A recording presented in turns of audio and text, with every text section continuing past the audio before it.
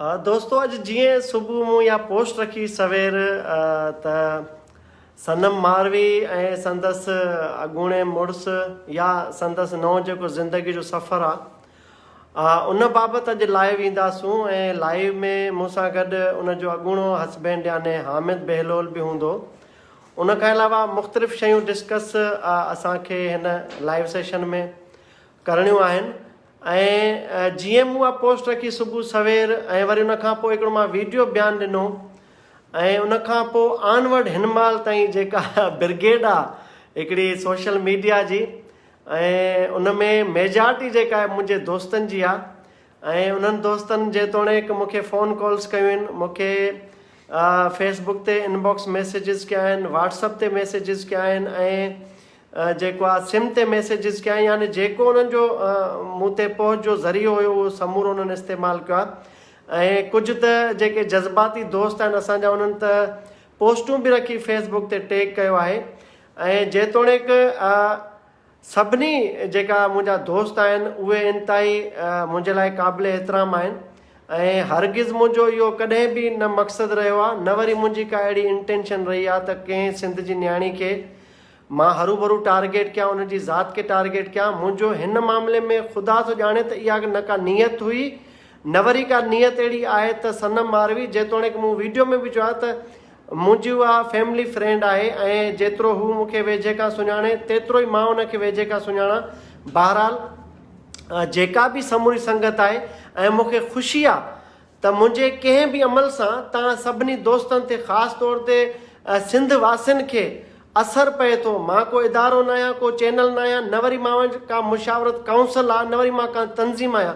मां हिकिड़ो इनफ़रादी आवाज़ आहे, उनजे चङे बुरे जो मां पाण ज़िम्मो खणंदो आहियां ऐं मूंखे ख़ुशी आहे त तव्हां सभु दोस्त इहो सोचो पिया त जेकॾहिं मां हीअं कंदुसि त ग़लति थी वेंदो, हीअं कंदुसि त सही थींदो, त इहा मुंहिंजे लाइ वॾी हिकिड़ी एज़ाज़ जी ॻाल्हि आहे। मुंहिंजे लाइ इहो असासो आहियो तव्हां सभई दोस्त त तव्हां सभिनी दोस्तनि जे हुकुम ते तव्हां सभिनी घण घुरनि खे मां कॾहिं बि रंज नथो करणु चाहियां। हाणे मां कहिड़ा नाला खणां, याने मुंहिंजो जेको सहाफ़ती उस्तादु आहे जंहिं मुंहिंजी चीच वठी मूंखे सहाफ़त सेखारी, कासिम राजपट साहिबु, उन ॾींहं जी शुरूआति कई त इन शइ ते लाइव न अच। उन खां अलावा हिकिड़ो मुंहिंजो अरड़ो दोस्त आहे जज़्बाती इरफ़ान आलमाणी। उन खां अलावा ॿियो मुंहिंजो जेको तमामु वेझो भाइरनि जहिड़ो आहे, जेको ॾींहुं राति मूंसां मुंहिंजी जेको आहे रहनुमाई कंदो आहे, साईं ख़लील चांडियो साहिबु। ऐं उन खां अलावा वकील दोस्त आहिनि असांजा असद आलमाणी समेत, ऐं जेके बि दोस्त आहिनि ग़ुलाम शबीर बबर साहिबु आहे। ऐं उन खां अलावा हज़ारे मूं वटि मैसेजिस आया आहिनि त उन सभिनी जा लख थोरा किरोड़े अहसान। ऐं मुंहिंजे तरफ़ो इहा तवक़ो न रखो त मुश्ताक सरकी को एॾो वञी हेठि किरी या पंहिंजे मफ़ाद ख़ातिर ख़ुदा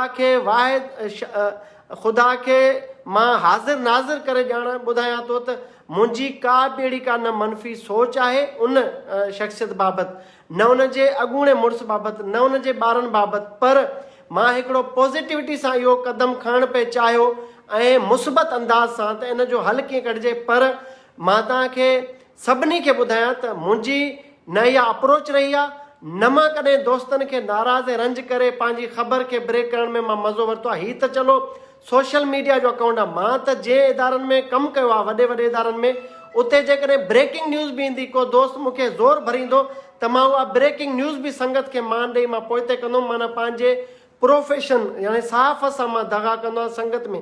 त हीअ त मामूली ॻाल्हियूं आहिनि त इन समूरे अमल सां जेको समूरो ॾींहुं वहियो वापरियो, उन में जेकॾहिं सनम मारवी मुंहिंजी भेण समेत समूरा जेके मुंहिंजा घण घुरिया आहिनि, जिन जा मां नाला नथो खणी सघां, एॾा तमामु चाहींदड़ दोस्त आहिनि, जंहिंखे बि का तकलीफ़ पहुची मुंहिंजी कंहिं पोस्ट सां, मां उन्हनि खां माज़रत थो चाहियां।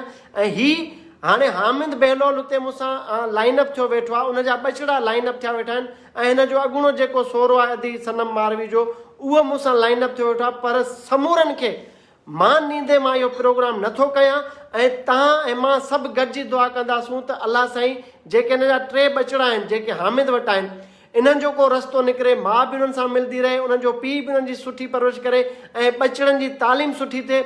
ऐं गॾोगॾु जेका नई ज़िंदगी जी सफ़र जी शुरूआति कई आहे असांजी भेण अदी सनम मारवी, उन जे लाइ दुआयूं था कयूं त भल उन जी जेका बि चॉइस हुजे, जेको बि डिसीशन हुजे, उनखे ज़िंदगी गुज़ारणी आहे। त असांजूं ने ख़्वाहिशूं उन जे लाइ, ने ख़्वाहिशूं उन जे अॻूणे मुड़ुस जे लाइ, ने ख़्वाहिशूं ऐं दुआऊं उन्हनि टिनि मासूम ॿारनि जे लाइ जेके हिन माउ पीउ जे ऐं हिन रसाकशी में जेको आहे विच ते फाथल आहिनि।